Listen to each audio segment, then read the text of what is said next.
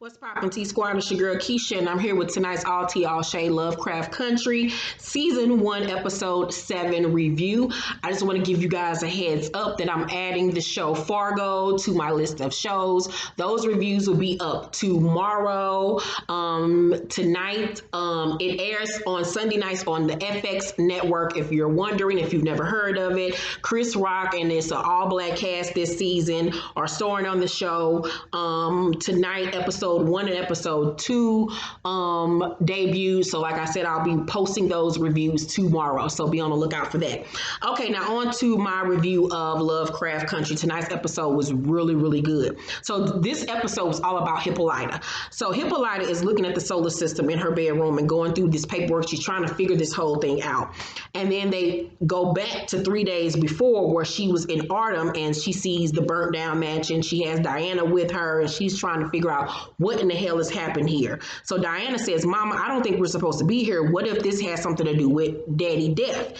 So she ends up finding one of the pages from Diana's comic book in the rubble and realizes that George was indeed there. She also, in present time, gets very frustrated because she can't figure out the orrery and how to get this thing to work. So she pushes it over and she goes laying down in the bed. And then she realizes that she needs to tilt the planets based on their axis. You know, she is all about astronomy and a mathematician. Like Hippolyta is just a genius. And in this episode, she got to soar and I loved it. So it ends up opening up because it worked and she finds the key.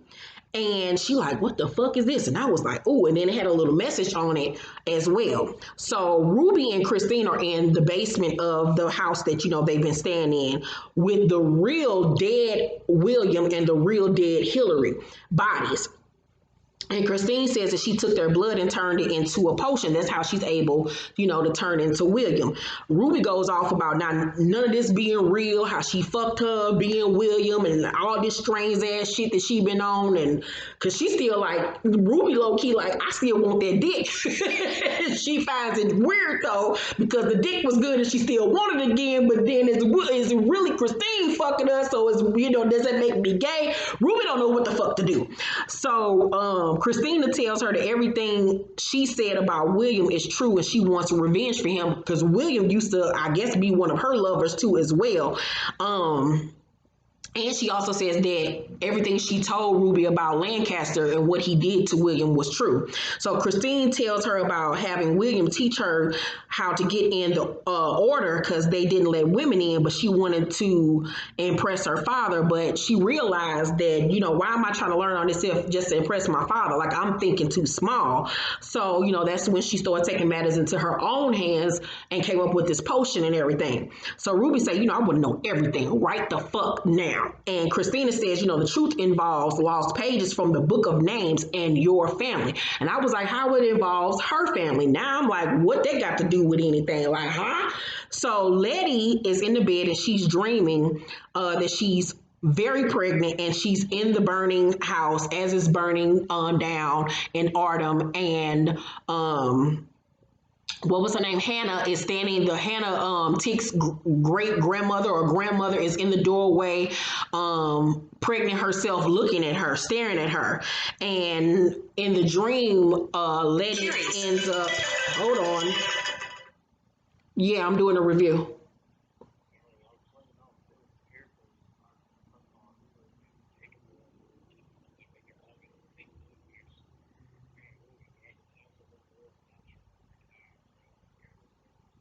Okay, I'll call you back as soon as I'm done. All right. Sorry, that was the boy. Okay, so where was I? Yeah.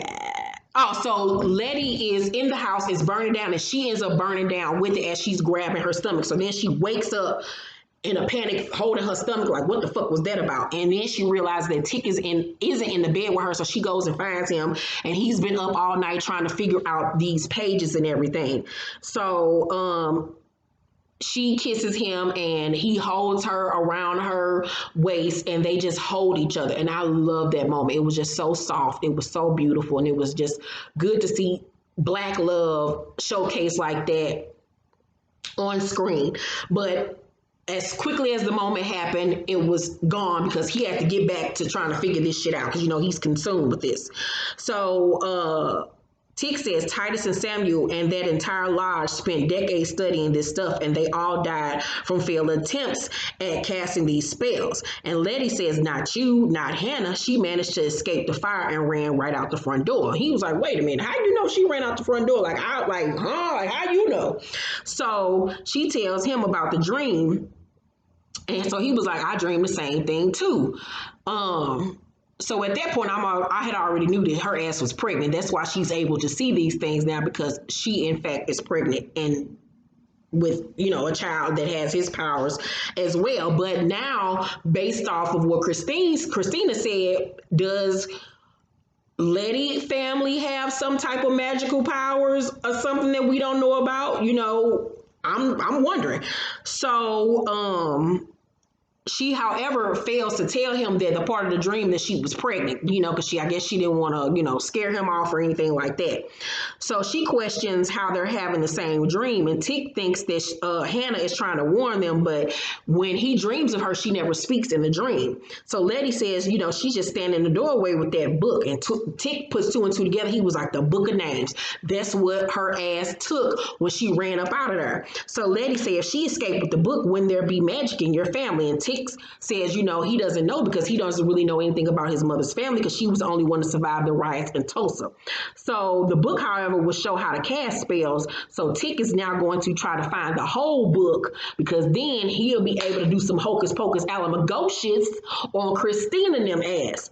And I was like, exactly, that's what you want, homeboy. We need to be able to do some, you know, Harry Potter type shit, some expecto patronum up in this bitch. So Montrose is at the crib with Sammy, who he's let sleep over for the first time, you know, after they done boogied it up at the at one of the balls. You know, he, you know, been twirling around and rumbling all night. You know, he feeling real good about himself, and he let Sammy come over and spend the night with him. So Sammy mentioned seeing a woman wearing an African scarf when he went out to go get breakfast, because Montrose doesn't have any food in his house outside of fucking liquor with his drunk ass. So immediately Montrose shrinks and was like, oh my God, that was my neighbor. Like, oh my God, she's gonna know that I'm gay, you know, because back then you really couldn't come out as being gay, you know what I'm saying? So, and especially being a black man, like, oh my God. So he's nervous. His whole attitude changes. The mood is gone. So they sit down to eat. But hold up. So Sammy tells him, like, she didn't see me coming out of your house. She saw me on the street. But that still doesn't calm Montrose down. Like, his head is just going. Because he's still not 100% confident and okay with coming out as being gay. So he starts complaining about the food and why it tastes like this, and I don't eat pork and this, and that. And Sammy was like, you know what? Every time we get close, you start figuring out reasons to push me away. And he got mad and fucking left. So Montrose, however, runs after him. He was like, wait, I'm sorry. He grabs him by his hand, and they're in the doorway while all of this is happening. And lo and behold, who in the goddamn hallway come to see him? Letty and Tick. And they catch them holding hands, and Tick looking like, I know you lying. I know you fucking lying. So Sammy just walk on by. He was like, I ain't got shit to do with this. So Tick say, so is it true? You are a faggot? And I was like, oh, did he really just say that? Tick, no, you didn't. No, your ass didn't. When you over here fucking 8-legged monsters in Korea, you gonna call your daddy a faggot? I know the hell your ass didn't. So Montrose say, and I'm still your daddy. Don't you ever call me out my fucking name. He take off his shirt and shit like he want to box or whatever. And I was low key like, yeah, you need to fuck his ass up, calling you a fucking faggot. But then low key, fuck you too, because you was beating on your motherfucking son. So Tick say, did mama know? And Montrose says, yes. And I was like, wow. Because, you know, especially back then, you know, it was really frowned upon to get a divorce. You don't leave your husband, you stay through thick and thin. So, wow. So Tick immediately storms off. He is pissed. So Montrose says to Letty, why you come here? And I was like, oh God.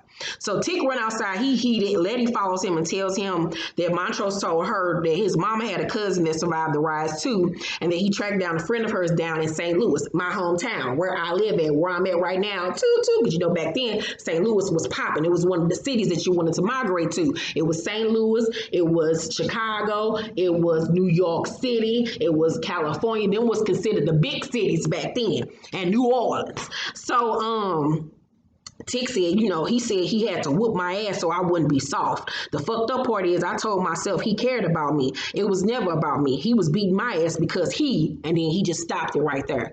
And that was just, because, you know, so many parents do that to their child. They try to beat the gay out of them. They try to beat them into being more quote unquote manly or whatever the case may be. But in all actuality, it didn't have anything to do with Tick. It was all about him and him trying to make his son not become who he was because he was ashamed of himself, which was so fucked up. So fucked up. So Ruby is going to babysit Diana because Hippolyta is leaving, you know, because she's trying to find out what the fuck is going on here. So Hippolyta asked Diana, like, let's go through the checklist. And Diana was like, I ain't got time for no fucking checklist, bitch. Like, why are we doing this shit? But she was sassing to her mama because, you know, it reminded her of her dad or whatever. So Hippolyta low-key let her get away with it. So Tick and Letty arrive as Hippolyta is about to pull off. And Tick was like, I need this car. She was like, well, nigga, no, you're not getting my car. I'm about to go. He was like, you know, I only need it for a few days. She was like, no, nigga, no. But, you know, she got an attitude with him because she knows that they've been lying to her. So she ain't checking for none of their asses. So Tick tells her that Uncle George wouldn't want her out there alone doing guide work. And she was like, last I checked, you ain't my husband nor my daddy. You don't tell me what the fuck to do. Back your ass the fuck up. So she ends up speeding off, pissed off.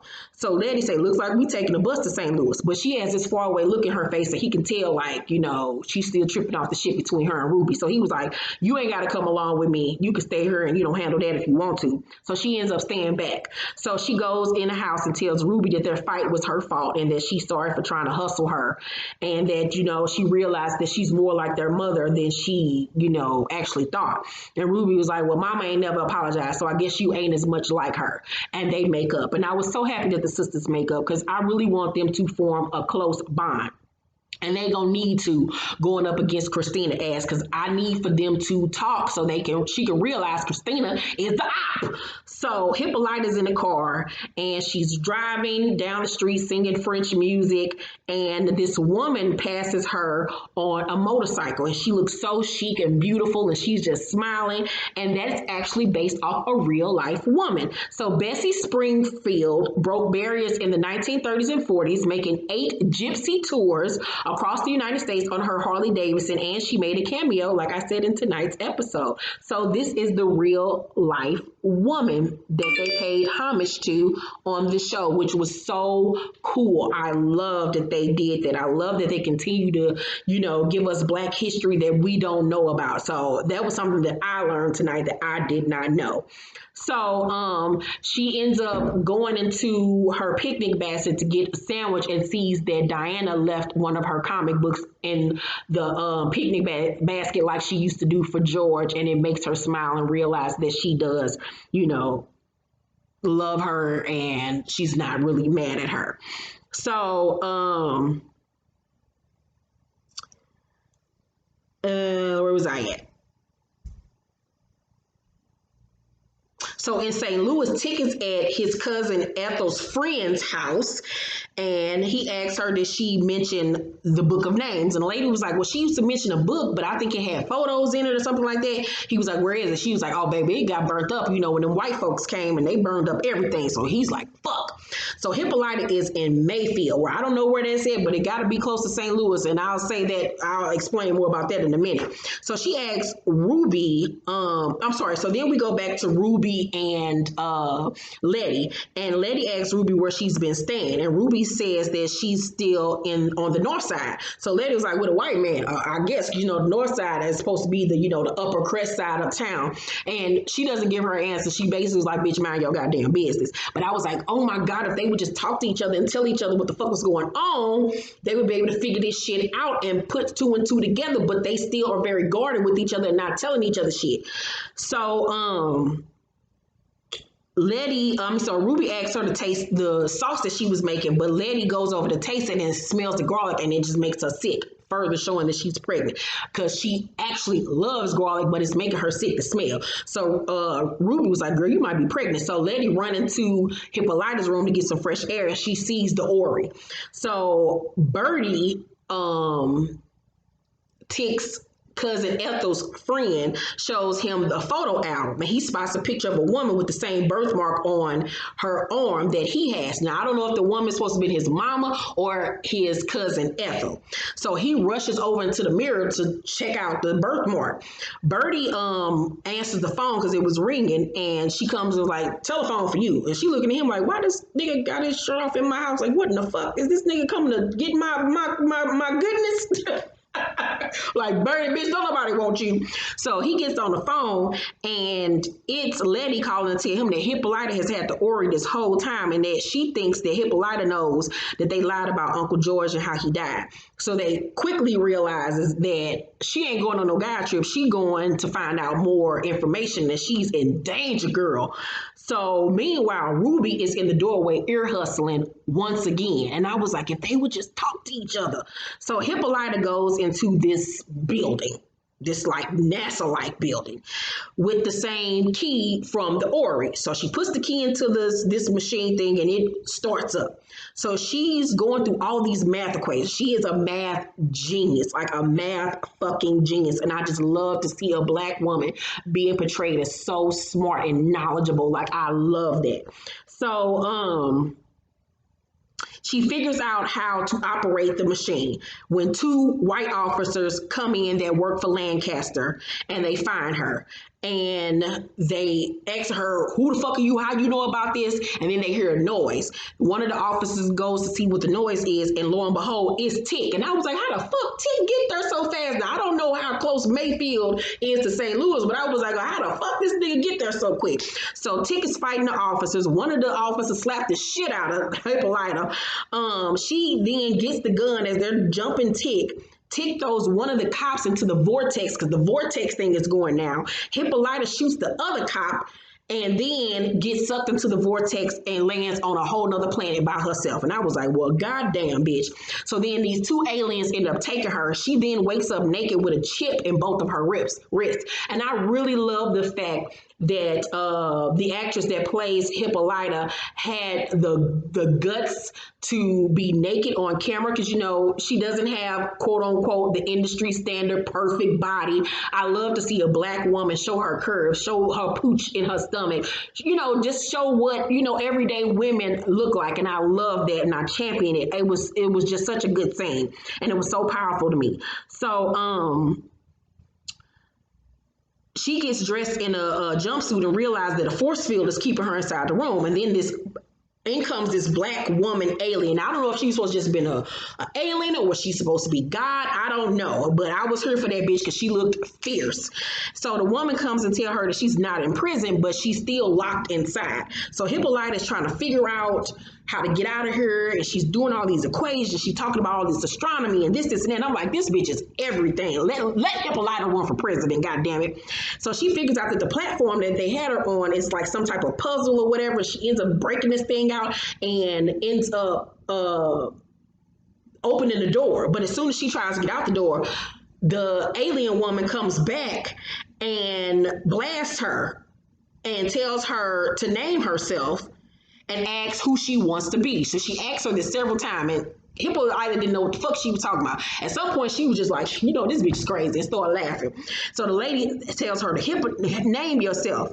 Who do you want to be? And she said, I want to be a dancer on stage in Paris with Josephine Baker. Next thing you know, she gets zapped to Paris on stage with the dancers, dancing with Josephine Baker. Josephine Baker? Whoop, whoop, it's from St. Louis.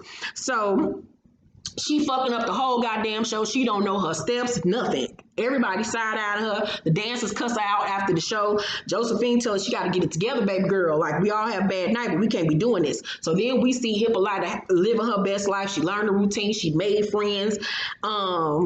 And then they have a moment where they're like at an after party at this, and Hippolyta is snatched with her Aaliyah, dust yourself off and try it again, choke her on, baby.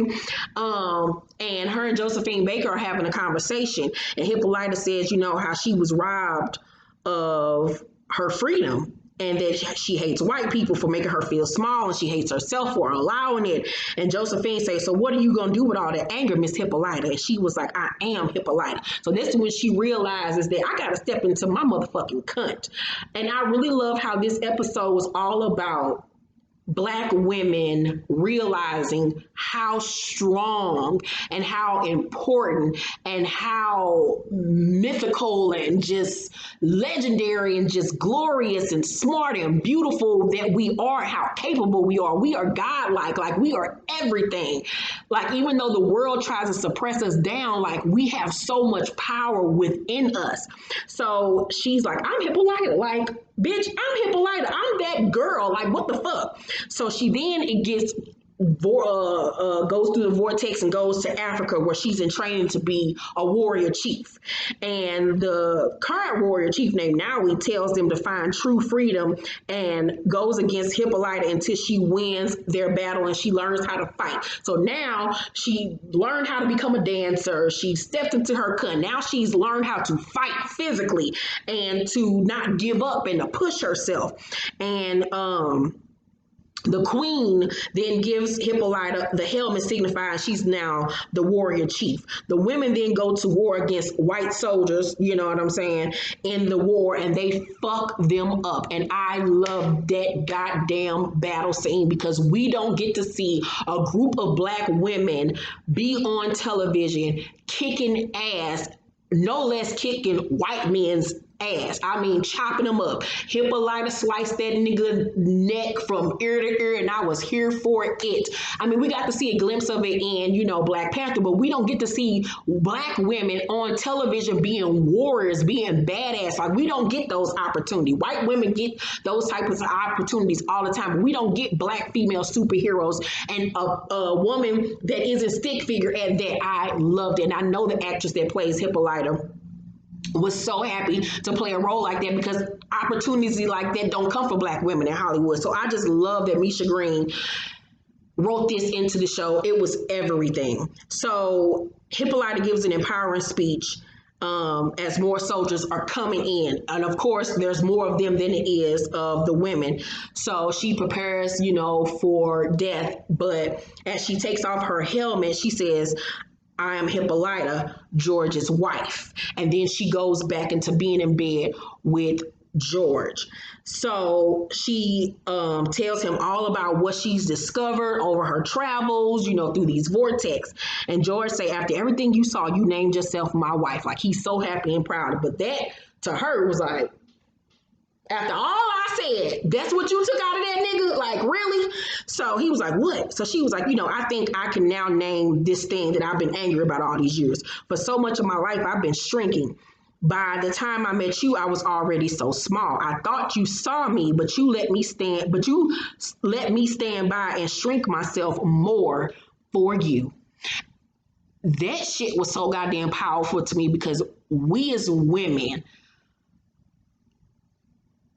how do I say, we as women push our men so much and put them on a pedestal and push them to be all they can be. Meanwhile, we push aside our hopes and our dreams to make others happy, whether it be our children, our mothers, our husbands, our boyfriends. And that's where she was coming from. Like, I boost you up, and in the meanwhile, nobody was there to boost me up. You allowed me to just put you on this pedestal, and you do you, and you go out into the world and you get to explore, and I'm just sitting back waiting at home for you to come home and cook your dinner and suck your dick and be the mama of your kids. But I'm so smart. I got all of these great attributes, and I'm not doing anything with them. and you allowed it, and you knew how smart I was. Hell, nigga, I'm smarter than you. But a lot of men don't want their women to outshine them, and he admitted it, that he didn't. He allowed her to do that. And I love that part, that they explored how women sacrifice so much of ourselves for our families and for our men. I love that part. So George admits that she was right and apologizes, and he sees what it cost her and tells her that he sees her now. So Hippolyta says, I am Hippolyta, the discoverer. And what really I loved about it is that not only did she realize who she was, but she still accepted his apology and took him along on the journey. Because we as Black women, we still hold our men down no matter what. And I just love that you saw Black love in that type of storyline. It was just so good. So then they travel to another realm, a planet where they discover another planet, and they discovering all these things together. Because, you know, Hippolyta and George together, like, that's a Michelle and Barack Obama type shit. Like, they could rule the fucking world together. So the alien woman comes back and tells her they can now integrate her into their society now that she's named herself. But Hippolyta asks, will it become permanent, or can she go back home? And the lady was like, you go back home if you want to. So she wonders, however, can she fit in everything that she is now into the world that she came from? Because everything that she is now is not going to be accepted on Earth, because white people try to suppress Black people.